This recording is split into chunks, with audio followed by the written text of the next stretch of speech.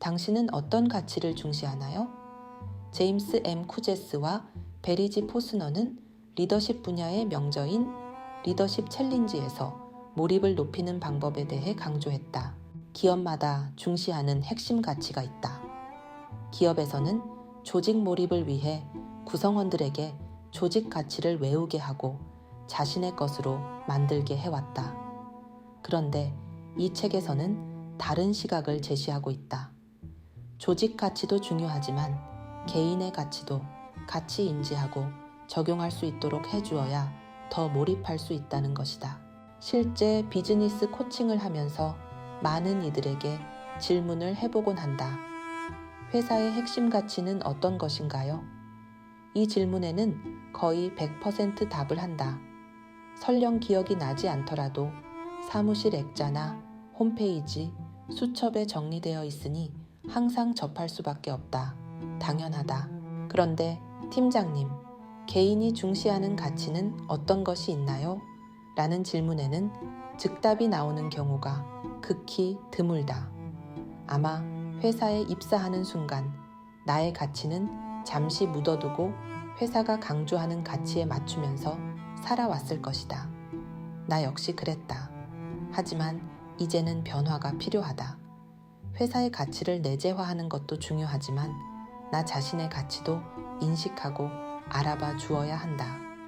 나아가 같이 일하는 팀원들 각자의 가치도 알아봐 주어야 함은 물론이다. 가치는 의사결정 기준이나 삶의 철학 등을 말한다. 때문에 회사의 가치도 중요하지만 구성원 각자의 가치도 중요한 것이다.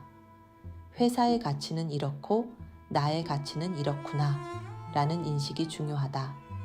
더불어 팀원들과 리더 자신의 가치를 공유하고 팀원들 각자가 중시하는 가치를 물어봐 주는 것만으로도 새로운 관점을 볼 수 있게 된다. 중소기업 L 대표는 그야말로 근면성실의 아이콘이다. 산업화 시대의 역군으로 책임감 있게 회사를 꾸려온 세월이 30년이다. 새벽 6시면 출근하고 야근 아니면 거래처 관리를 위한 술자리로 밤을 꼬박 새워도 힘들지 않다. 근면 성실과 책임감을 삶의 철학으로 생각하며 살아왔으니 말이다. 그런 L 대표는 직원들이 하나같이 못마땅하다. 믿을 사람이 한 명도 없다라는 생각이 자꾸 든다. 주인의식을 발휘하는 친구도 없다. 한두 명 코드가 좀 맞는 친구가 있기는 하지만 그렇다고 마음에 썩 드는 것은 아니다. 다들 열심히 일하지 않는 모습이 눈에 거슬리고 퇴근 시간만 되면 칼같이 회사를 나서려는 직원들이 속으로는 못마땅하다 못해 한심하다. 그래도 어쩔 수 없다. 52시간 근무제, 워라밸하고 떠들어대니 어쩔 수 없이 따르지만 속은 매일 부글부글 끓어오른다.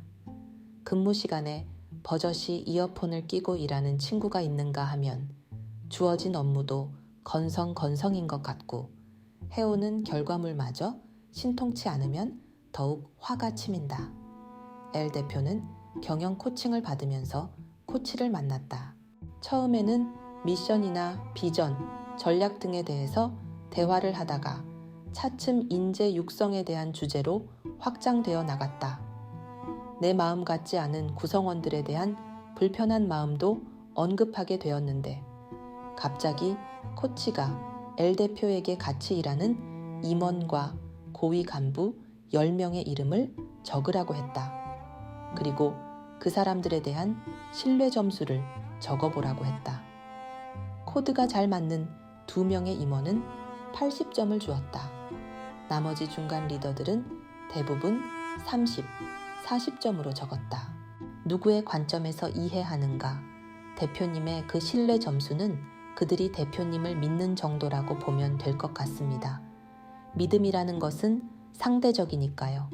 어떻게 생각하시는지요?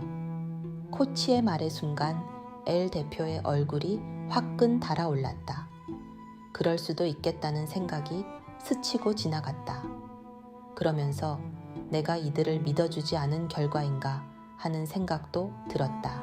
코치는 그 점수 옆에 그들의 평소 태도나 행동에서 보이는 그들의 가치 언어를 찾아 적어보라고 했다. L 대표는 그들에게 걸맞은 가치를 찾기 시작했다. 신뢰 지수를 숫자로 표현하는 것은 단숨에 할 수 있었지만 이 작업은 만만치 않았다. 그런데 그들에게 걸맞은 가치 언어를 하나하나 찾으면서 내가 그들을 정말 몰랐구나 하는 마음이 올라왔다. 자신이 마음에 들어 하는 직원들에게 적용된 단어는 겸손, 근면, 노력, 명예, 성실, 성취, 순종, 심사숙고, 야심, 용기, 전문성, 주인의식, 책임감, 충직, 헌신 등과 같은 언어인데 마음에 들지 않는 직원들에게 적용된 단어는 공감, 긍정, 기쁨, 독창성, 발상, 사랑, 소통, 소신, 유연성, 자신감, 자존감, 재미, 조화, 즐거움, 창의성, 탁월함, 평등 등이었다. 이렇게 정리를 해보니 L 대표 자신뿐만 아니라 구성원들 간의 가치 충돌도 만만치 않았겠구나 하는 생각이 들었다.